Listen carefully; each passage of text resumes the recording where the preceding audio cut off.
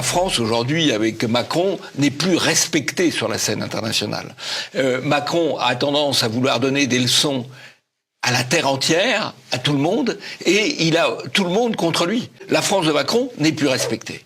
Et je dois dire que je suis quand même absolument stupéfait sur le plan politique de voir qu'une partie des élites françaises continue encore à soutenir un pouvoir qui est discrédité sur la scène internationale. La France ne peut pas à la fois accepter la situation institutionnelle créée au Tchad après la mort du président Idriss Déby, tout en condamnant le Mali d'Assimi Goïta, en reconnaissant la junte du colonel Damiba au Burkina Faso, en envisageant de faire la guerre au régime nigérien via la CEDEAO et en donnant son feu vert au coup d'État mené au Gabon par le général Brice Oligui Nguema.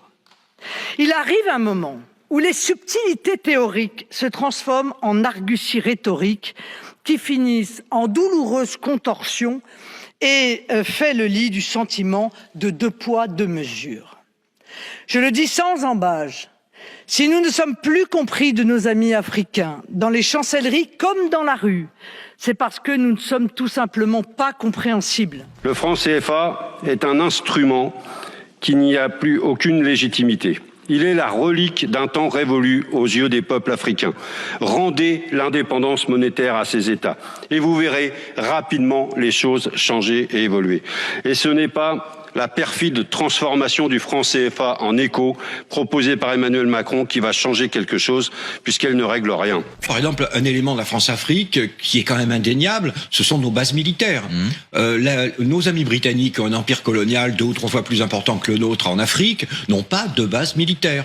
Pourquoi avons-nous des bases militaires en Afrique? Ce n'est pas pour défendre l'Afrique, c'est donc pour intervenir dans les affaires africaines. C'est notre politique de double standard. Elle est plus supportée en Afrique. Plus du tout. Le coup d'État au Tchad, c'est très bien. Le fils Déby prend le pouvoir, c'est un coup d'État, puisqu'il suspend les institutions. Avec l'accord des Français. Avec l'accord des Français, avec la présence du président.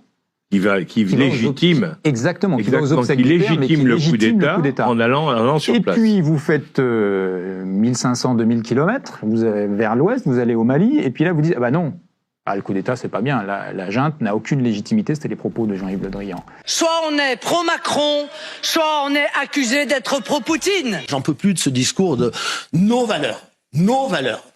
Hein, nos valeurs que nous voulons imposer au monde entier. Nos valeurs. Mais bon, on fait pas la guerre simplement pour ces valeurs. Sauf quand on vient chez vous, essayer de vous imposer les valeurs des autres. Mais quel est donc ce droit divin qui a fait de la France le soldat de toutes les justes causes dans le monde, alors que le seul empire mondial existant, les États-Unis, s'y refusent?